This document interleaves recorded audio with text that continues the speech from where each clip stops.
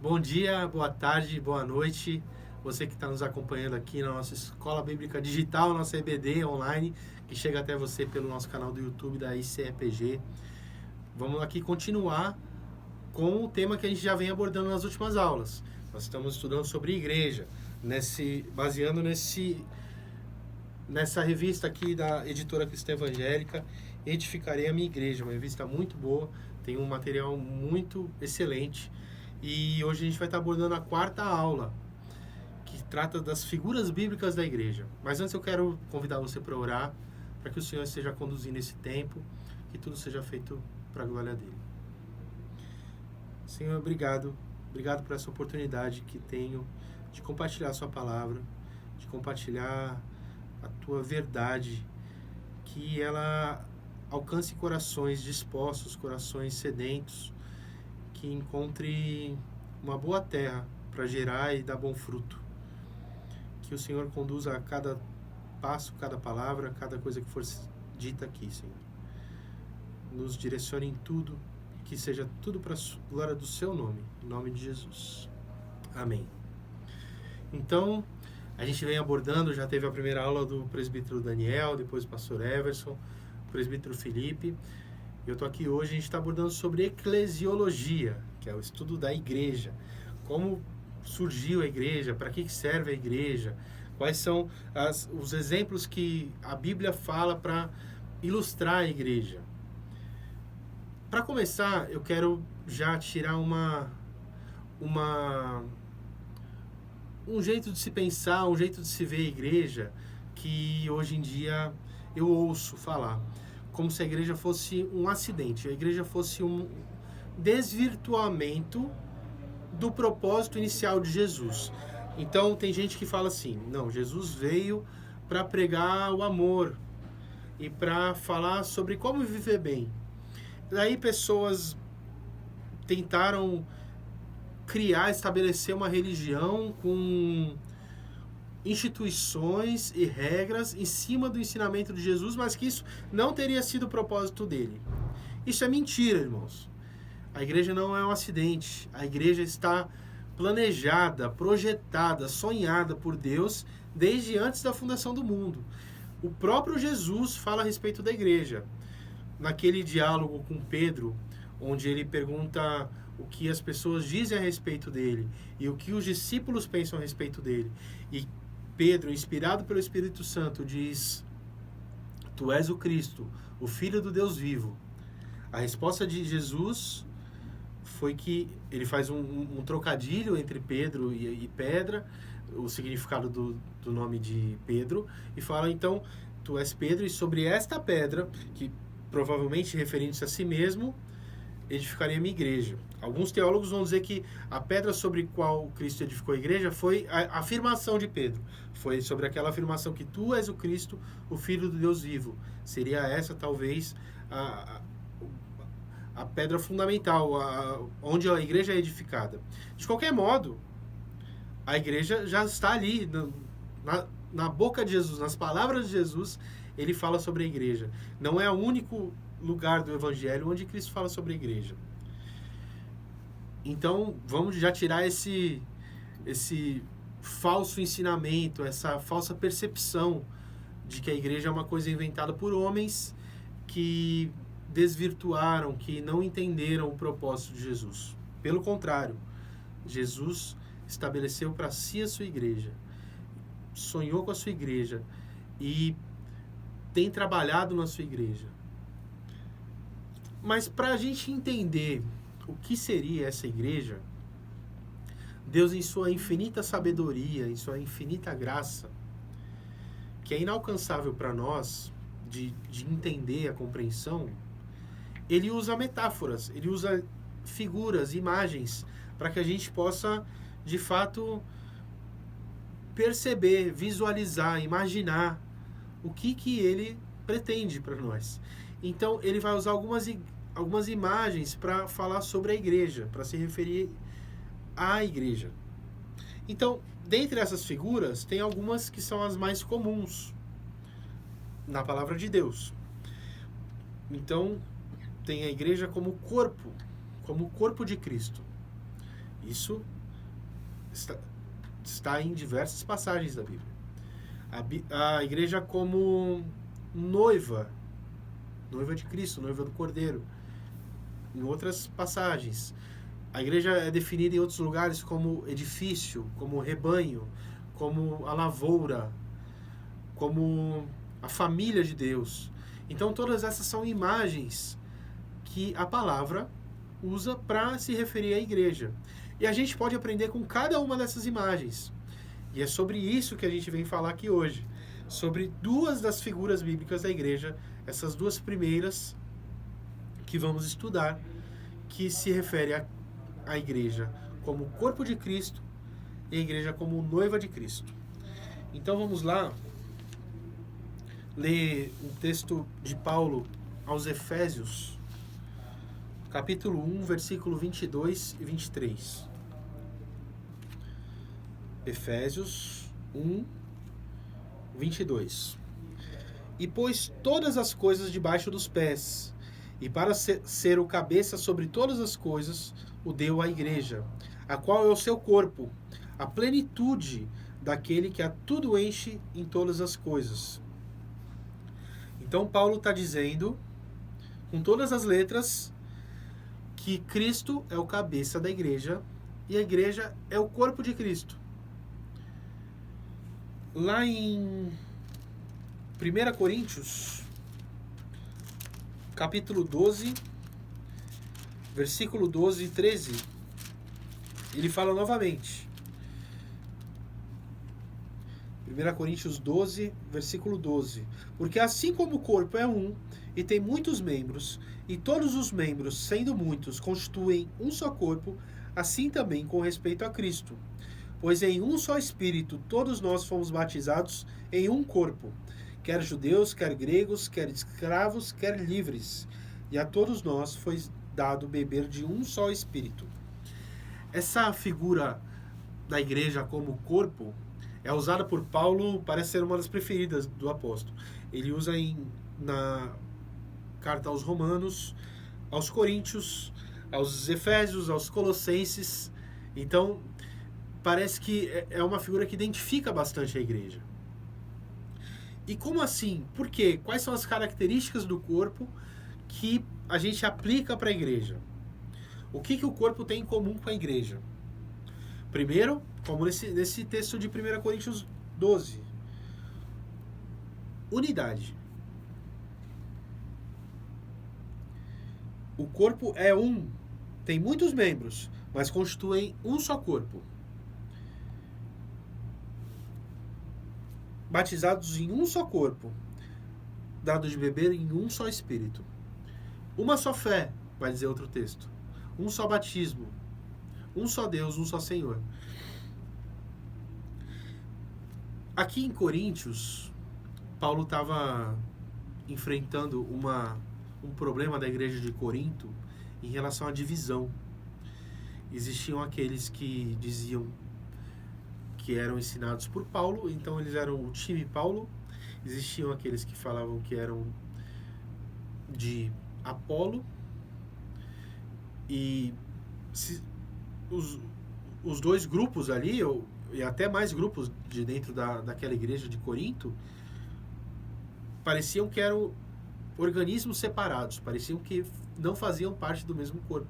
E Paulo vem para atacar esse problema, para consertar esse pecado da igreja, para apontar o pecado, para que haja conserto, arrependimento e redenção ali.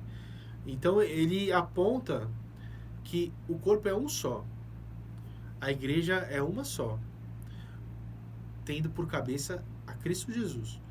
Então não há espaço para divisão na igreja. Na igreja de Jesus não há espaço para divisão, para falar, não, eu sou de líder tal, eu sou de líder tal. E não, pelo contrário, a igreja é uma só e caminha para uma mesma direção. Mas ser um só corpo não quer dizer que são todos iguais. Então, se a unidade é uma característica da igreja, a diversidade também é. Porque, continuando esse texto de 1 Coríntios, vamos para o versículo 14. Porque também o corpo não é um só membro, mas muitos. Se disser o pé, porque não sou mão, não sou do corpo, nem por isso deixa de ser do corpo. Se o ouvido disser, porque não sou olho, não sou do corpo, nem por isso deixa de ser. Se todo o corpo fosse olho, onde estaria o ouvido? Se todo fosse ouvido, onde o olfato? Mas Deus dispôs os membros, colocando cada um deles no corpo, como lhe aprouve. Se todos, porém, fossem um só membro, onde estaria o corpo? O certo é que há muitos membros, mas um só corpo. Não podem os olhos dizer às mãos, não precisamos de ti, nem ainda a cabeça dizer aos pés, não preciso de vós. Então, a unidade da igreja, de que todos fazemos parte de um só corpo, e que somos batizados em um só batismo, temos um só Deus e uma só cabeça que é Cristo, não significa que somos todos iguais e que todos temos a mesma função. A unidade é diferente de uniformidade. Não significa que todos vamos vestir igual, de maneira igual, falar de maneira igual, reagir de maneira igual, servir da mesma maneira. Não. Assim como o corpo tem diversos membros e cada membro é particular e tem funções diferentes, na igreja a mesma coisa. Somos chamados como membros do corpo de Cristo, cada um com a sua particularidade, para servir conforme o dom que recebeu. Ora, é isso que Paulo está dizendo aqui nessa porção de 1 Coríntios 12, 13, quando ele vai falar de dons espirituais. Cada um recebeu um dom segundo o que Deus planejou para ele. E Deus não erra. Ele faz esse exemplo do corpo como a mão falando para o pé e o olho falando para o ouvido, como se um quisesse estar no lugar do outro, ou como se um fosse mais importante do que o outro, e deixa claro que não. Somos todos importantes. Cada membro do corpo de Cristo, cada irmão da igreja, é tão importante quanto o outro. Não há superior, não há inferior, porque todos fazemos parte do mesmo corpo. E somos interdependentes. Um precisa do outro, na verdade. Cada um de nós precisa que o outro nos complete. Existem talentos e dons que eu não possuo, que meus irmãos possuem melhor e desempenham melhor. E por isso o corpo avança. Existem alguns em mim que provavelmente vão completar outros. E assim o corpo é completo. Não porque todos são perfeitos e têm todos os dons, mas porque Deus distribui de modo que um depende do outro. E não apenas no serviço, mas cada um depende do outro também no seu dia a dia, nas suas dificuldades, nas suas dores. É interessante a analogia do corpo, porque quando a gente pensa em uma doença ou em uma dor no corpo, parece que todo o corpo volta as atenções para aquela parte que está doendo. Pode ser o dedinho do pé que bateu o pé que topou na estante ou numa cama. Parece que todo o corpo fica alerta, apontando para aquele dedinho do pé que está doendo. Se então tem uma infecção, células estão infectadas no nosso corpo, o corpo libera grande parte da defesa necessária, grande parte do esforço vai direcionado para aquele órgão, por menor que seja. Então, assim também a nossa aplicação para a igreja. Quando um de nós, irmãos, estiver em dor, estiver em dificuldade, a gente deve agir como o corpo humano, criado por Deus, faz. Voltar nossas atenções, voltar nossos esforços para diminuir aquela dor, para cobrir aquela necessidade. 1 Coríntios 12 ainda, lá no final, versículo 26 e 27.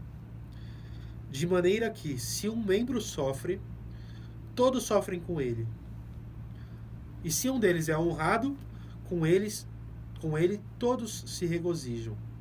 Ora, vós sois corpo de Cristo e individualmente membros desse corpo. Então, assim como a dor de um deve atrair a atenção e o cuidado dos outros, a alegria de um também deve ser compartilhada por todos, porque somos, novamente, membros do mesmo corpo, do corpo de Cristo.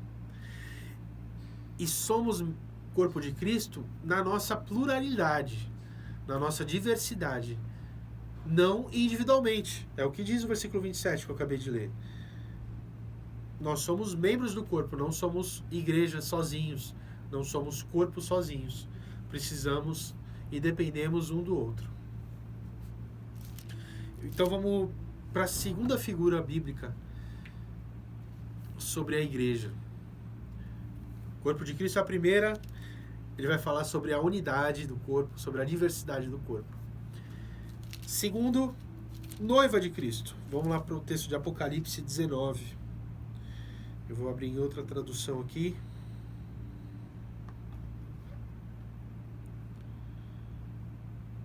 Outra figura usada, então, pela palavra de Deus para se referir à igreja é a noiva. Apocalipse 19, versículo 7.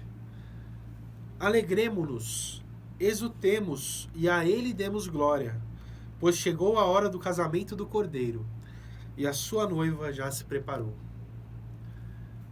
A igreja, então, é demonstrada, é apresentada como a noiva que está esperando o casamento. Como a noiva que está ansiosa, que será apresentada ao noivo para o casamento das bodas do Cordeiro, no dia glorioso da volta de Jesus. Lá no Antigo Testamento, a palavra usada para noiva é mulher perfeita e completa, que chega à perfeição da maturidade e beleza no dia do seu casamento. Então, é uma mulher que vai caminhando e chega no auge no dia do casamento, para a maturidade da sua beleza, para a perfeição da sua maturidade, da sua beleza no dia do casamento. Assim, então, é apresentada a igreja de Jesus. A gente olha para a igreja e para as igrejas demonstradas na Bíblia mesmo, para a igreja de Corinto, para a igreja de Colossos, e você vê que tinham dificuldades, tinham defeitos. Mesmo no livro do Apocalipse, então, vai falar das igrejas da Ásia, igrejas que tinham problemas, tinham pecados. Mas a igreja não é essa mulher perfeita por causa de si mesmo, por causa de seus esforços. Não. Foi Jesus, em seu sacrifício, que a tornou perfeita. Vamos ler aqui Efésios 5, versículos 23 ao 27. É um texto bastante usado para falar sobre casamento, sobre homens, sobre mulheres, mas tem ensinamento muito profundo, muito importante sobre Jesus e a igreja aqui. Efésios 5, versículo 23 ao 27. Porque o marido é o cabeça da mulher, como também Cristo é o cabeça da igreja, sendo esse mesmo o salvador do corpo. Aqui, novamente, Paulo fazendo referência à igreja como corpo. Mas vamos continuar.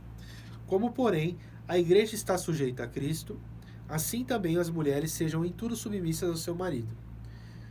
Maridos, amai vossa mulher, como também Cristo amou a igreja, e a si mesmo se entregou por ela, para que a santificasse, tendo-a purificado por meio da lavagem de água pela palavra, para apresentar a si mesmo igreja gloriosa, sem mácula, nem ruga, nem coisa semelhante, porém santa e sem defeito.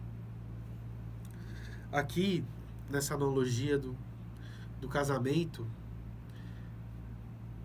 Jesus é retratado por Paulo, tendo um propósito na sua morte, tendo um propósito para a igreja, um propósito específico para a igreja na sua morte. que são três. Cristo amou a igreja e a si mesmo se entregou por ela. Para quê? Versículo 26. Para que a santificasse. Esse é o primeiro propósito. Então, Jesus se entregou pela igreja para que ela seja santa, para que ela seja separada do pecado, para que ela viva de forma santa, para que ela seja santificada. Segundo, tendo-a purificado por meio da lavagem de água pela palavra. Então, segundo, o sacrifício de Jesus foi para a purificação da igreja. E assim ela pode ser purificada pela palavra. Ela pode ser uma igreja pura, santa, como uma noiva que chega virgem, chega inteira ao casamento, porque ela foi purificada pelo Senhor.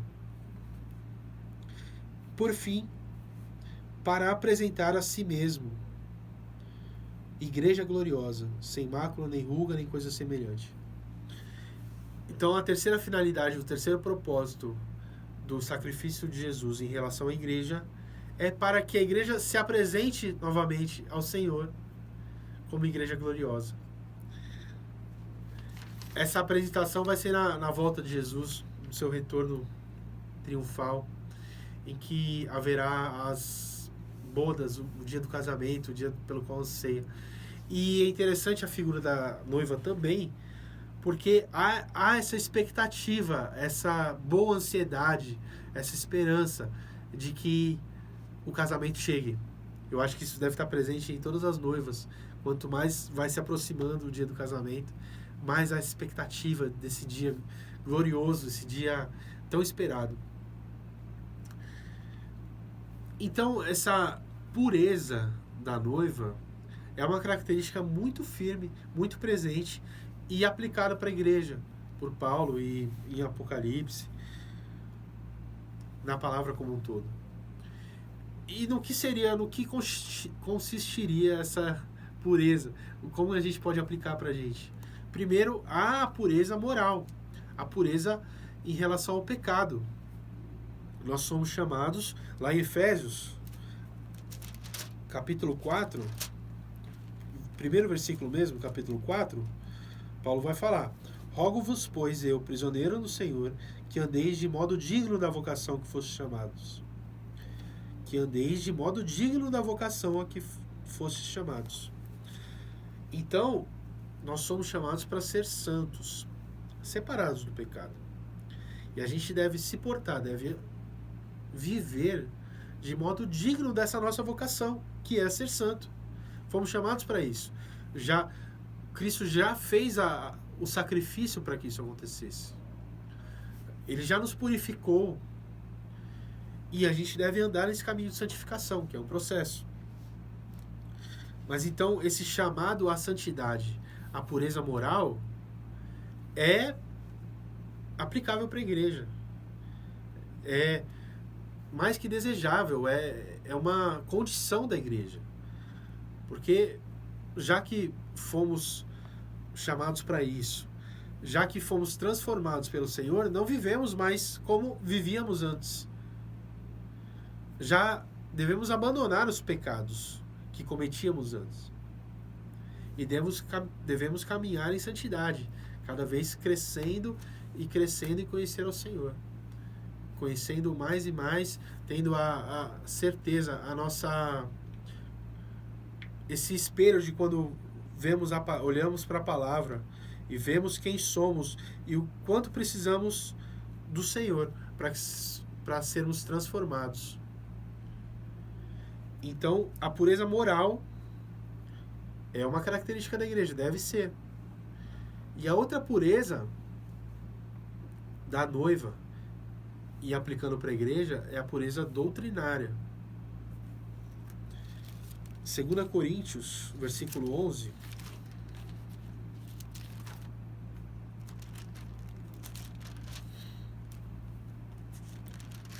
Segunda Coríntios, capítulo 11, versículo 3 e 4. Mas receio que, assim como a serpente enganou a Eva com a sua astúcia, assim também seja corrompida a vossa mente, e se aparte da simplicidade e pureza devidas a Cristo. Se na verdade, vindo alguém, prega outro Jesus que não temos pregado, ou se aceitais espírito diferente que não tendes recebido, ou evangelho diferente que não tendes abraçado, a esse de boa mente o tolerais. Olha esse risco, esse perigo que Paulo aponta para a igreja de Corinto. Assim como a serpente enganou a Eva, pessoas podem ser enganadas por falsos ensinamentos, por falsas doutrinas.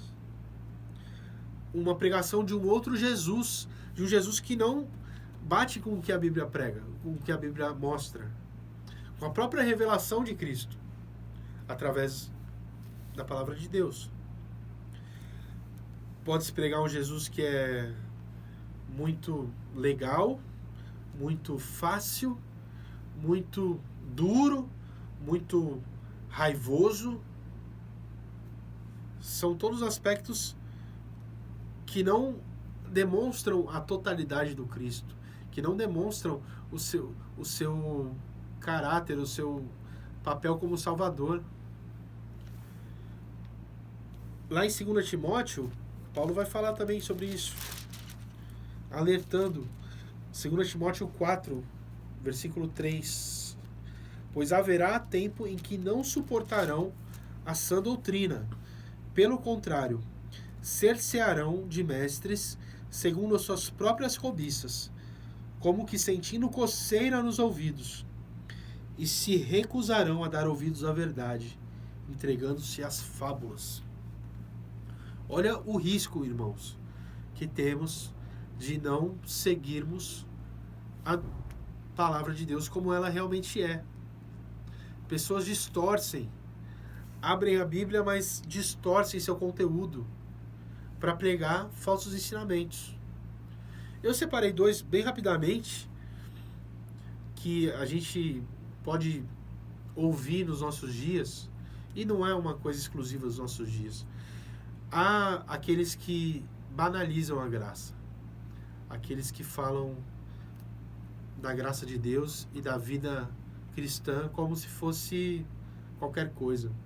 Afinal, dizem eles, Jesus já salvou, ele só queria que a gente fosse legal, que a gente fizesse coisas boas, fizesse o bem para o outro, e ele não está muito interessado em como a gente vive nossa vida, em o que a gente pratica, como a gente crê. Esse eco da sociedade não encontra paralelo na Bíblia. Pelo contrário, é uma banalização da graça, como se o pecado não fosse uma ofensa contra Deus, como se o sacrifício de Jesus lá na cruz tivesse sido qualquer coisa, tivesse tido um peso de nada, que não causa em nós arrependimento, que não causa em nós uma mudança de vida. Do lado contrário, pode haver um legalismo tão forte que despreza a graça como oferecida a quem aceitar a Cristo, a quem pode ter a sua vida transformada. Então, acha que a salvação se alcança pelo que se faz, pelo modo que se vive, por se evitar pecar, por se evitar cair em grandes pecados famosos. Então, assim é um bom cidadão, assim é salvo, porque afinal eu mereci, afinal eu fiz por merecer. E aqueles que não conhecem a igreja têm que tomar vergonha, têm que tomar um jeito e começar a agir corretamente. Isso não está na Bíblia, irmãos.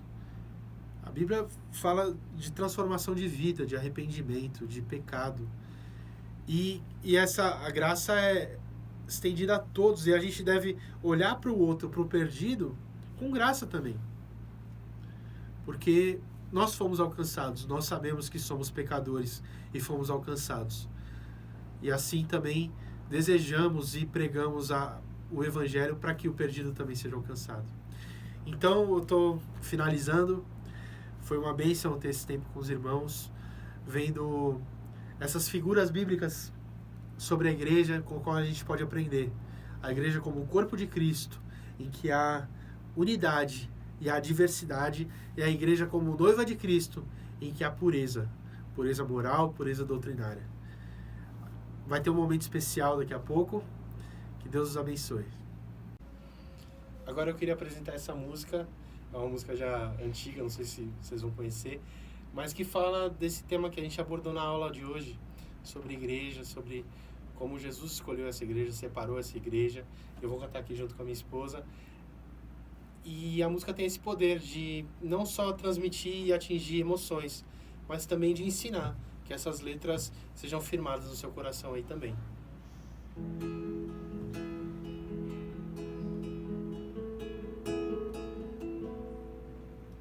As portas do inferno não prevalecerão contra a igreja de Jesus. O Cristo bendito, o Filho do Deus vivo, vencedor, poderoso, grande Senhor. As portas do inferno não prevalecerão contra a igreja de Jesus, a qual recebeu dele a chave do reino dos céus para avançar na força do Espírito. Para isso, o Filho de Deus se manifestou para desfazer as obras do diabo, separando para si um povo santo, sem mácula nem ruga, sua igreja gloriosa.